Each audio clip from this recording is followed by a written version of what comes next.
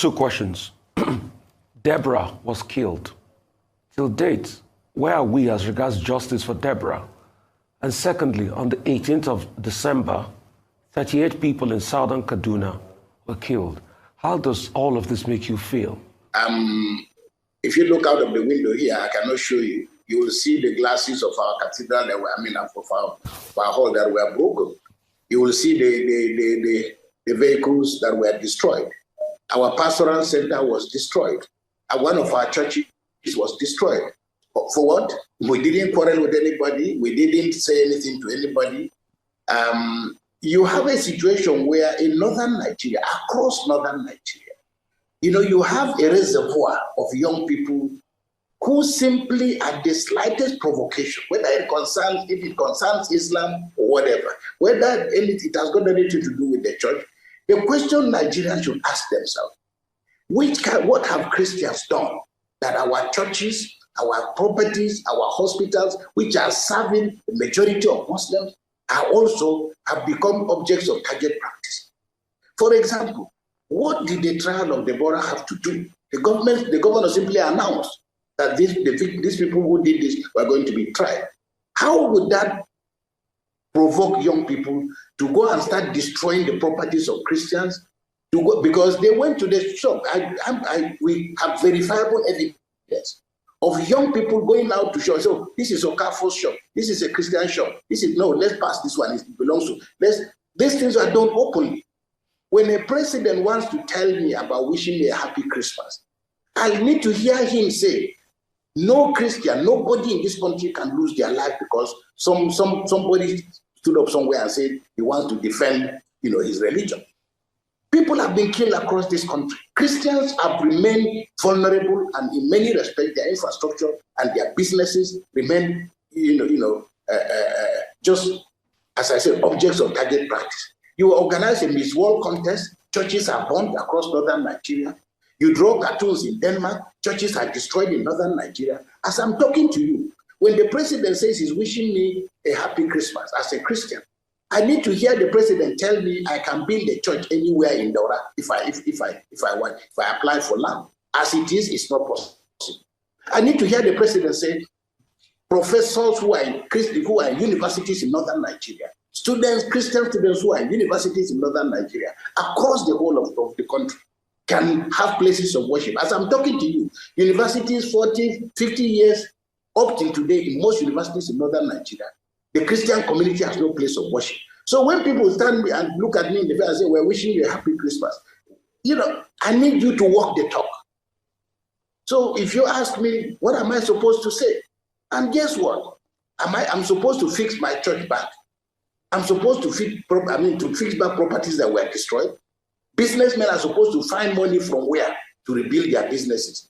So, this is the country we are living in. And it is unacceptable. And because we left a lot of these things unattended, what you are seeing, many Christians have lived with it. We've lived with it. So at periods of this nature, I don't want anybody to grandstand and say that we should imitate Jesus Christ or that we should be. We know what it is. I don't need anybody to come. I'm converted to Christianity. But it should be on record in this country that by being a Christian or by being a Muslim, you've not committed an offense. So I feel and I believe and I know the facts are there. They are verifiable. Christians living in northern Nigeria are living in fear. Despite our massive contribution to the economic well-being of the states in which, despite our being law-abiding, but every church you are building, you are living in fear because you don't know what is going to happen. And when these things happen, nobody gets tried. So these are the questions that we need to resolve. Deborah's family, as you know, are no longer living here. They are now living in Rivers State. I am sitting here as Bishop of Sokoto. My parishioners are moving. They are moving in droves. Everybody is sick and tired.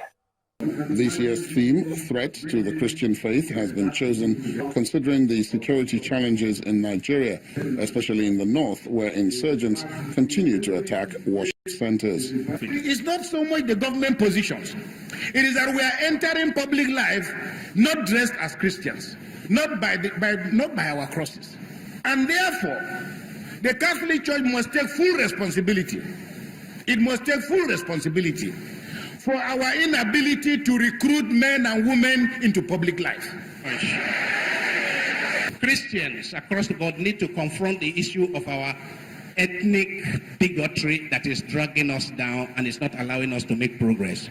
The solution is not in establishing a Catholic political party when we cannot even agree in matters of episcopal appointments. How does it happen that an individual can kill a fellow individual on the grounds that it is alleged that you blasphemed against my religion?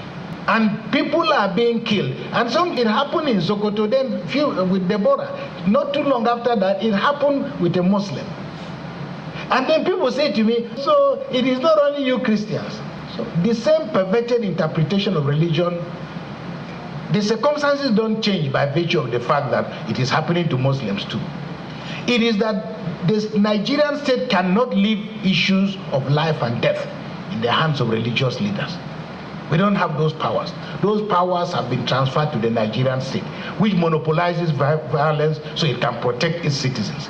We took a different route from the route that the Americans took, which is to say every citizen has a right to bear arms. But we gave the state the right to bear arms on our behalf. And so it's just to make the point that the challenge before us, and I will end here, is to say that we now need to begin to find pathways and pathways that can help religious leaders understand that their responsibility is largely to create a moral compass around which politics and politicians can effectively deliver on the promises that they've made.